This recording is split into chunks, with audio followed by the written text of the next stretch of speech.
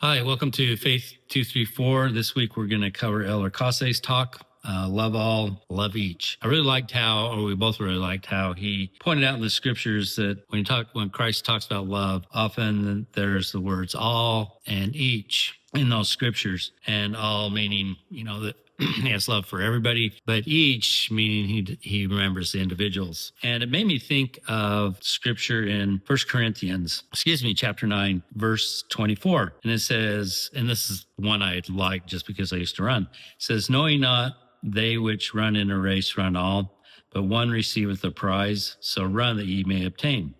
And I used to interpret that the one who received the prize would be Christ, because he ran the race and he won the battle over death and sin, which works. And then because of that, he prepared the way, and we can also win our own races through him. But after reading Elder Causse's talk, I thought, well, maybe if I add a word in there, it would change it a little bit to fit his talk. And so if we read verse 24, it says, now know ye not that which run in a race run all, but each one receiveth the prize. So if you put each in there to fit his talk, it works as well, that we're all in this race, but we each have our own race that's different, but that we can win through Christ. So we should run our race to obtain. And when we do that, back to Elder Causse's talk, we can only win through Christ's love, not only his love for us, but our love for him as well. So I like how that scripture kind of fit in, that we're all in a race, but each one of us are running a different race, but Christ sees us in our struggles to finish that race individually, and he'll help us along the way. So kind of like that. So anyway, any other thoughts on the talk? Yeah, when he was talking about loving all and loving each, it made me think about the Come Follow Me lesson this week, where he prepares the widow, or prompts the widow to feed Elijah, the prophet Elijah, and bring him into her home, and then she and her son are blessed, and they never run out of food during this famine. And even just how the Lord cares for Elijah. He's his prophet, but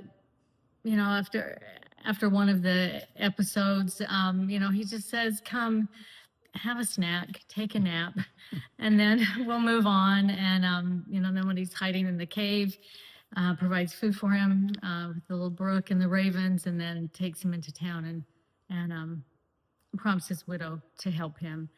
And I think it just reminds me that we all are going to have our different struggles, but the Lord will help each one of us, and maybe he'll prepare each one of us to be a blessing for someone else, to help them through theirs. And so he is in the details of our lives, and will prompt us to bless other people and other people to bless us. And I love that. Yeah. And I like that the widow, I don't like that the widow, but it's likely that the widow was one of the few righteous people in the area, right? Because they're pretty wicked. But God still recognized her faithfulness, and as a result, sent a prophet to bless her. So even though we might feel like we're one of the few around us that are still trying to do our best, we have to remember that Christ doesn't forget us. He always remembers us, like little sparrows. Yes. And he will help us.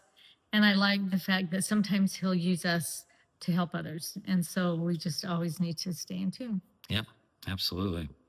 And then he brings up Beauty and the Beast. So, and I've never watched the movie, so that's my guilty. I know. I just never watched it. I love Beauty and the Beast. I even like the live version that some people didn't. I like the plot or the theme where Belle looks past the looks and the actions of the Beast, to recognize that it's a soul who is hurting and find ways to help them through that. And I think that's something that we can all do. We see someone who is always rude to us, or someone who is, maybe there's something else going on that we could just, pray about and take a closer look and see if maybe we can be a blessing to them. Or just talk to them. Sometimes just asking them, what's really going on in their lives, or what's really concerning them, and they may open up. So, and that's something I've always and still struggle with, is prejudging people based on their immediate actions and not taking time to think, well, maybe there's something else going on. So I need to be better about that. But I really like that. So, and I may just now have to watch the movie. So,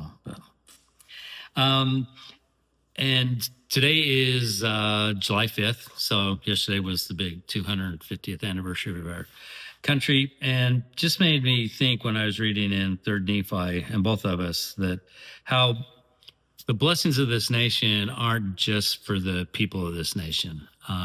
That God didn't just,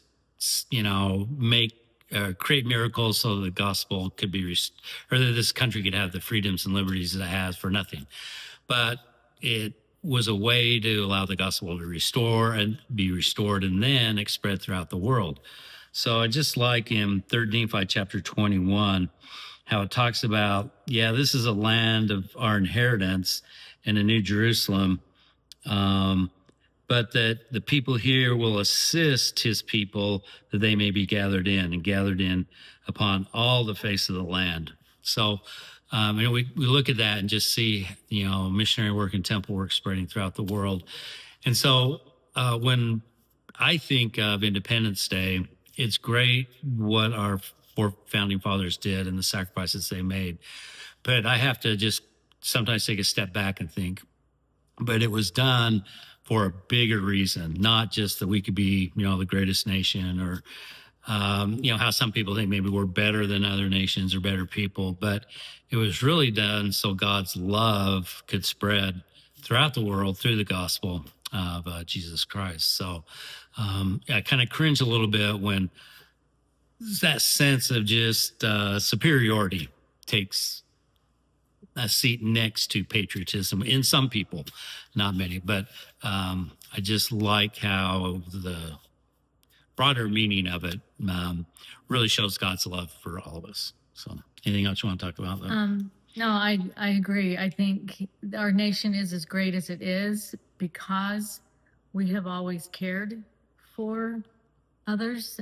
We've always been a nation who would, go out and help and open our arms. And I just hope that we can continue to, or even do better at being more Christ-like, bringing people in and being a blessing to them. We have so much compared to others, and being willing to share and bless and bring people in. Yep.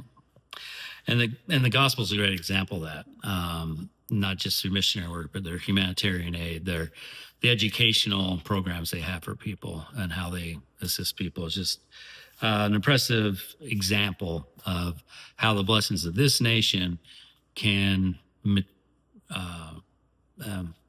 develop and grow from this nation and spreading throughout the world. So, so our July 25th was a little bit tame. Or July 4th, yeah. July 4th, yeah. We did take Ben and Courtney and family out for breakfast at IHOP. We wanted to go to Waffle House, but brand new, and it was just packed. So too crowded. Went to IHOP instead, which was good. So, but then the rest of the day we just kind of hung around, watched World Cup soccer, a little F1 racing, a little Tour de France, Tour de France. Yeah, soccer, a little bit of baseball. So just lazy.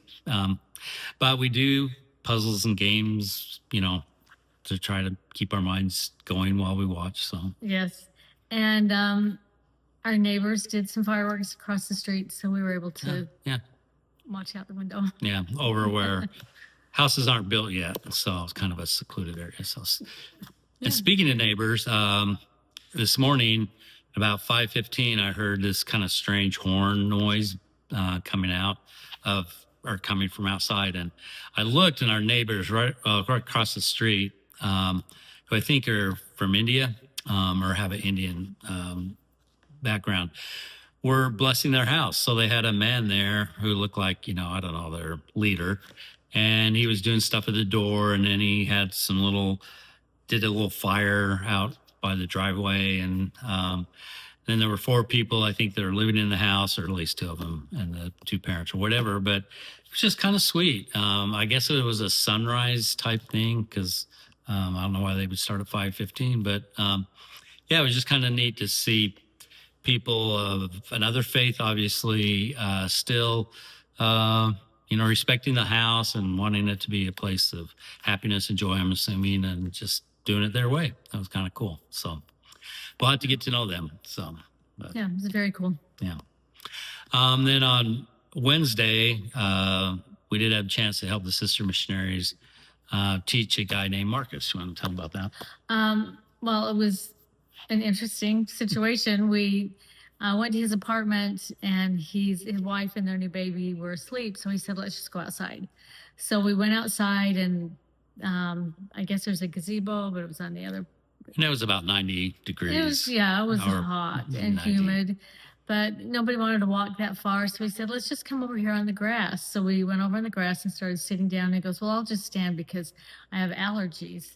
It's like, well, then we'll stand with you. So we all just kind of stood there in a circle and talked a little bit about plan of salvation. Yeah.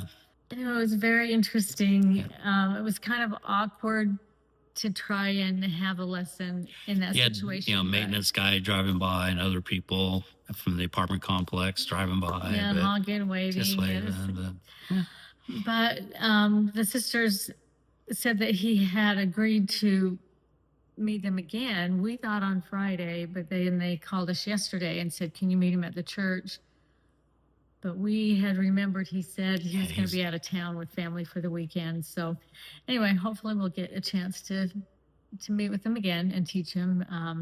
It was just a very unique teaching experience. But I guess that's kind of how missionary work goes. You just kind of go with, the flow or whatever. So we had some sister missionaries over in Decatur, needed a new water pitcher and filter. Theirs is broken. And so one morning we drove over there, got one at Walmart, took it to them. But on our way home, they said, oh, that one was cracked and had a hole in it. So cheap Walmart. Plus, after thinking about it, it's kind of a small one. So we got online, ordered one immediately for Amazon to be delivered. But then Amazon delivery kept saying, oh, it'll be there Friday, but it's not even there yet. And today's Sunday. So that's lost. But we lost one of our so we may have to, I don't know, we'll figure out a way to get them another one. But that's just kind of some of the things we do, just respond to little needs like that. So Decatur's about a half hour, 40 minute drive over. So not too bad. So, but it's pretty. Yeah. We're still waiting to hear from our last landscaper that we're hopefully optimistic that will give us a bid that is, within our budget and what we want. So hopefully maybe next week we'll update you on that. But yeah, it has been, Alabama summer has hit. It's been mostly in the 90s. The humidity's varied. Some days are muggier than others. So it's just really hot. Just hot, yeah. So, but looking at weather across the nation, it's hot pretty much everywhere. So it's just the humidity makes a little bit of a difference. So, but we've got a fan out on the porch, so we'll sit out there in the mornings and evenings. It's nice, and got our flag up. 5th time was the charm, or 6th time. So there you go. So that's been our week. So we just love Elder Causse's talk about love and just how important that is. And that should undermine pretty much everything we do. Love for others, love for God. Sounds like a couple of great commandments. Yeah. So. And not being afraid to reach out to that one person and to notice them. I like that. So, all right. Well, thanks for watching. And remember to keep the faith and keep the commandments.